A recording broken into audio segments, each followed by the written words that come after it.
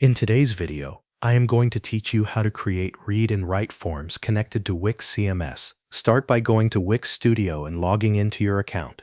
Once you are inside the dashboard, open the site where you want to build the form. This will take you into the editor, where you can manage both the page design and your CMS content. Next, open the CMS, also called the Content Manager, from the left side panel. Inside the CMS area, create a new collection. This collection will store the information submitted through your form. Give the collection a name that matches your project, then add the fields you need. For example, you might create fields for name, email, and message. Make sure each field type matches the kind of data you want to collect. After your collection is ready, go back to the page where you want the form to appear. Add a dataset by clicking Add, then CMS, then Dataset. Once the dataset is placed on the page, connect it to the collection you just created. The dataset acts as the bridge between the page elements and your CMS collection. Now select the dataset settings and change the mode to read and write.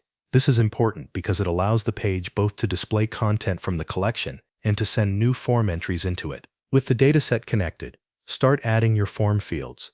Insert the input elements you need, such as text inputs, email inputs, drop-downs, or text boxes. Click on each input field and use the Connect to CMS option to link it to the correct field in your dataset. Repeat this for every form element so that each one sends data to the right place. Once your inputs are connected, add a button to the page. Set this button to Submit so it will save the form data into your collection when someone clicks it.